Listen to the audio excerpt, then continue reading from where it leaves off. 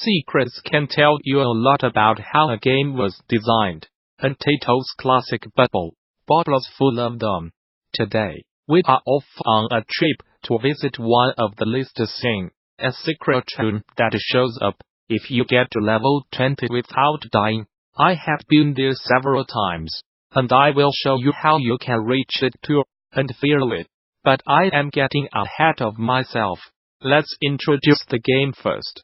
Tato's popular 1986 arcade game Bubble Bobble is one of a class of game that we might call as a PPS, single-room platformer puzzle games.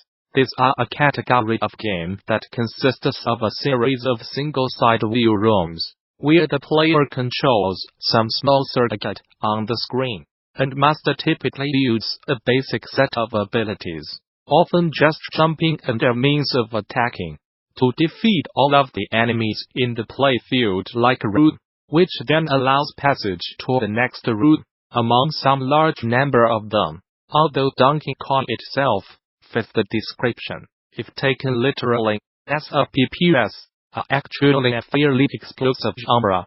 Tato made a few of them, some of them sequels to Bubble Bobble itself. Others of the same type are Bubble Bobble's predecessor Chunk and Pop. Contemporary The Fairyland Story, and the Toplan's 1990 release Snow Brothers. Of them all, Bubble Bobble is the best known, so popular as to be almost legendary. Its popularity is a result of its shallow difficulty curve, its insanely catchy music, its easy-to-grasp gameplay, its vast number of power-up items, and the game's ridiculous depths as far as secrets go. One of the secrets is the purpose behind this article. There are a set of 3 secret rooms that become available to players. Up to 2 can play at once, if they can reach rounds 20, 30 and 40 out of 100 without losing your life. These rooms are, assuming you were not spoiled, one of the keys to finding the game's true and happy ending. For reasons we will get into, but reaching even level 20 without dying at all is quite challenging. This guide is here to help you achieve this feat on while you ROWM, and understand how the dev team's decision to implement these secrets adds a new dimension to the game's design. The Bubble Bobble series. In addition to the original game, there are at least 3 intersecting and crossed over series connected with Bubble Bobble that interested devs and players might wish to examine. There's the original sequence themselves, which could be taken to include Rainbow Islands, Arcade Pods, and Paras All-Stars, various console and microcomputer versions, but no arcade release. Bubble Bobble might also be seen to be a follow-up to the earlier arcade game Chunk and Pop. All of these games are sub-type games, except maybe Rainbow Islands, although some of them have some amount of scrolling within their rooms. Even if they are in a similar genre, these games still play differently enough to Bubble Bobble that there was demand for more games with Bubble Bobble's specific play mechanics. That would bring us the rare Famicom-less game Bubble Bobble, Part 2, 1993, and arcade games Bubble Symphony and Bubble Memories. On top of this, there's also the Puzzle Bobble side series, also known as Bust a Move, which have completely different playstyle, but use many of the same characters. The game consists of 100 rooms of enemies that can be tackled either by one player going solo, or 2 playing cooperatively. Each room has different enemies and a different layout. Every room is a single screen, while the game is a platformer. Unlike most of them, a player character falling off the screen does not immediately lose a life, but instead wraps around to the top.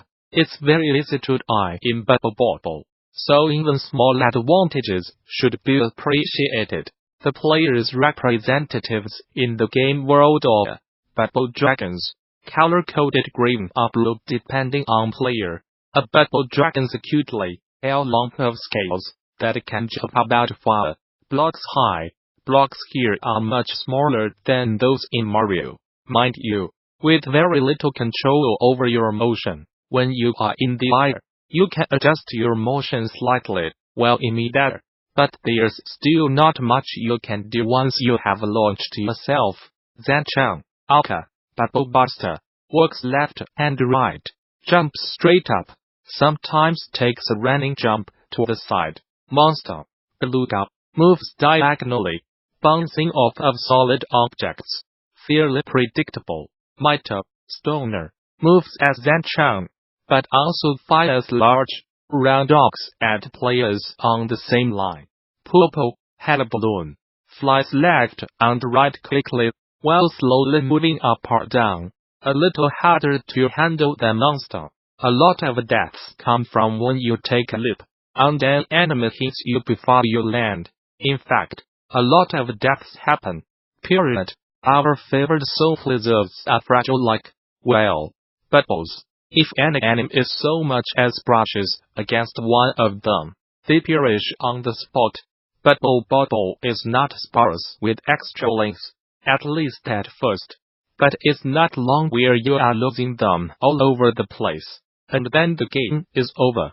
Continues are you afraid to join. I continue a game at any time so long as the other player is still playing. If you are in a single-player game, then your game ends the moment you lose your last life. But in a two-player game, continuing is either so long as both players do not run out of lives at once. Unlike as you might be expecting, adding another credit does not allow the running player to simply buy extra lives. This adds a bit of strategy. To get far, the players must be desperate not to run out of lives at the same time. It can help to keep credits in the machine for the event that one player fails early. Then they can at least pound on the start button to try to rejoin before their partner also fails out. It's not just enemies that are problems for our reptile heroes. Bubbles levels have some places where, if a player enters them, it is basically impossible to escape. One of the earliest such places is level 19, which has a number of dual shafts with ground at the bottom. Far too far for a player dinosaur to leap from. There are a lot of these places where a player can get out by blowing bubbles, then jumping on them, holding the jump button down, and thus bouncing on them over and over. If that's not possible, the case, if the shaft is 2 blocks wide, as the bubbles have nowhere to go, sometimes a player can get out by popping a passing water bubble, letting the flow carry them out of the trap. If one of these options will suffice, the player must try to somehow defeat the remaining enemies from their trap, usually using passing elemental bubbles. I wait for the scale. The scale, Alka, scale monster, Alka, Baron von Blubber, is a skeletal white whale that appears if the players take too long to complete a level. It is an example of what I call a beta. After defenders harassing enemy, a powerful, sometimes invulnerable, so that arrives if the player stalls the game for too long. The skill is easy to avoid if the player has full movement, at least at first, but it homes in on the players faster and faster, until it kills one of them. In a two-player game, each gets their own skill, at least. In the process of losing a life, the player is freed from their trap.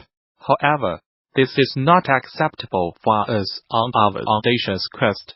For we are bubble dragons on a mission to lay our eyes on one of the game's fabled secretions, and behold for ourselves the wonders contained therein.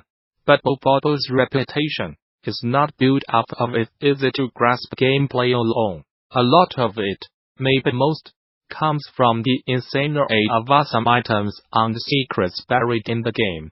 Bubble's cute facade has a true player's game, an experience that must be studied and practiced to master, and even then, There's a lot of studying and practicing to do about those items.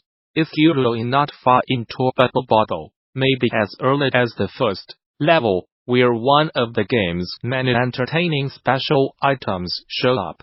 There's the Blue Cross, for instance, which immediately floods the whole board with water and instantly defeats all the enemies, turning them into valuable diamonds. The various cane items create a gigantic, high-scoring bonus item that appears in the center of the board once the last enemy has been defeated.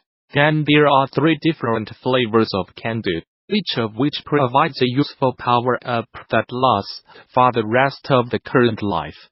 There's powerful weapons, invincibility hearts, time-stop clocks, bonus rounds, and many other wonderful prizes to discover.